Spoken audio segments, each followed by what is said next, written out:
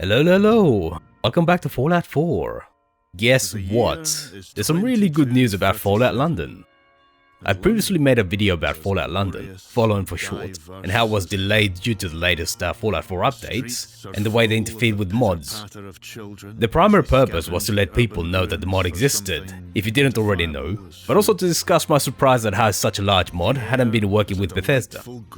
But in the last couple of days, the Fallout team has confirmed that the mod is currently being quality tested by GOG in preparation for release.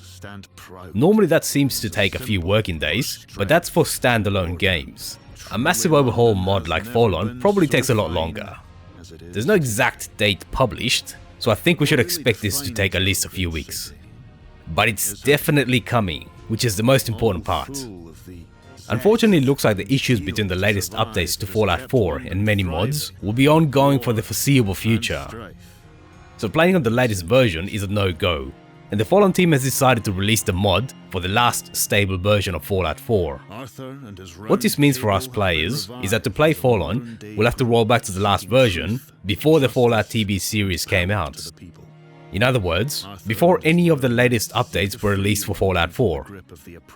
I expect that most players who use mods already rolled back, but there is a question of less technically savvy players not knowing how to do that and blaming the mod for the issues that happened. Fortunately, that's been solved, and the install package that GOG will be releasing will automatically take care of reverting back without requiring any player intervention. It will happen seamlessly with the GOG version of Fallout 4, but it's also expected to work with the Steam version, although it seems to be a bit trickier with needing to disable auto updates and so on. The Epic Store version doesn't support any version rollbacks, so the mod will not work for the poor sods on Epic. Yeah, the dozen of you better get on GOG, eh? So that's basically the great news about this. Yes, Fallout's finally coming. I assume that most people playing Fallout 76 are also Fallout 4 players, so this should be something that we're all looking forward to. On that note, we should be very appreciative to GOG's effort. Yes, they're probably also getting some good press through this, but we shouldn't underestimate the amount of effort needed to test before release and then host such a massive mod. That's not free. They're literally spending money so we can enjoy the mod. And without their charity, we know the mod simply would not be able to release, because it's just too large to host on sites like Nexus. What GOG has done for the community is massive. On other news about the mod, it looks like they somehow managed to get John Burkov, the actual former Speaker of the UK Parliament, to voice the robot speaker in the game's Parliament. For anyone who's not come across him, he's well known on the internet for his calls to order. Order!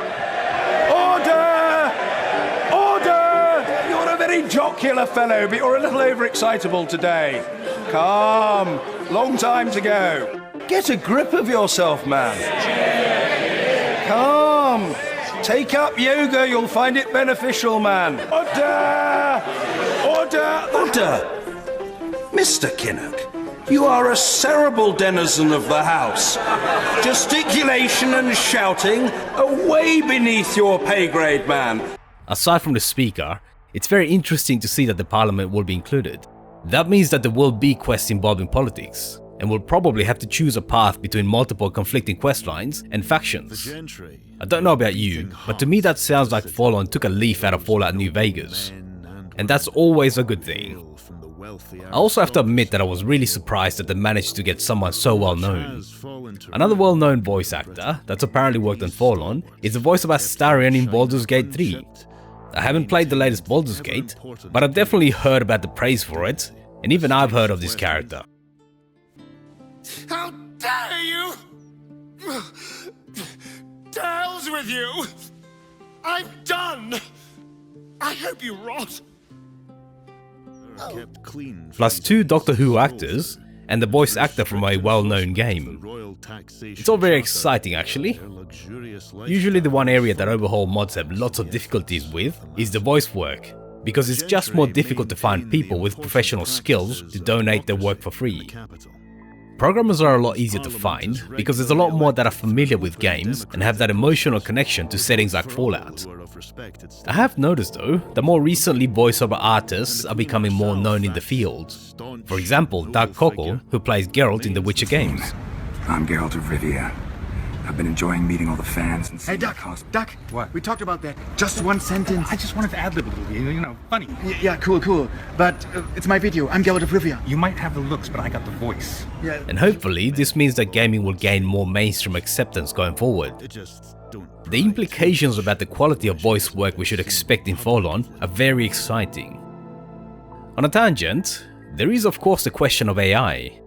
But for the time being at least, you still need skilled actors to create those characters and their voices.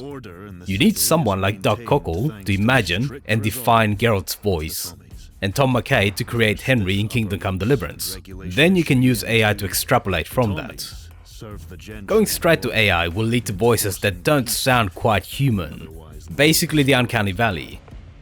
Personally, I hope that mods like Fallout are able to give opportunities to smaller actors and voiceover artists to make the name in the industry. Doug Cockle is a great example of someone who got his breakthrough via the Witcher series. In my opinion, total conversion mods are one way to counter the push from AAA companies that will be coming to replace voice actors with AI. But one thing that I ran into that was surprising and disappointing was the way some people on the internet came up with conspiracy theories around the delayed release for Fallout. I personally ran into people saying that the Fallout team were lying about the reasons for the delay and were using the problems with the latest Fallout 4 updates as a cover-up. It was all supposedly a carefully orchestrated conspiracy to hide what they said was the disastrous state of the mod. A post talking about how some Fallout members had listed the mod as their employment on LinkedIn. So apparently the Fallout mod was just a front for some money laundering or employment fraud scheme. Just insane crap. I completely understand that some people were disappointed and unhappy with the delay, but it's a bit much to try and blame the people who've donated countless hours of their lives to create the mod. If there's anybody who'd be disappointed with the pushback of the release, it would be them. Now, if there was some kind of evidence or pattern of behavior to give us a reason to be skeptical, like say Star Citizen and its ridiculous cost, then there might be room for doubt. But nothing I've seen indicates that Fallout has anything happening that's untoward. Look at it this way, even if it crashes and burns on release, we've lost nothing. We just didn't get something, which wouldn't be great, but we have no reason to be upset with the Fallout team. We should be grateful to the Fallout team for putting in the effort to create the mod in the first place. Total overhauls like Tamriel Rebuilt, Skyblivion, Skywind, and so on are hard, and we should be supporting anybody who's willing to do them. Even if nothing happens, we should still be appreciative of the effort these people have put in just because they love the franchises. In any case, I'm just super excited about Fallout London finally coming out, and I wanted to make sure everybody knew that it was coming. If you're not familiar with it, I've left a link to the latest feature trailer in the description.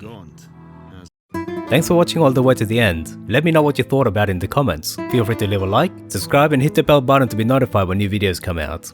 See you soon.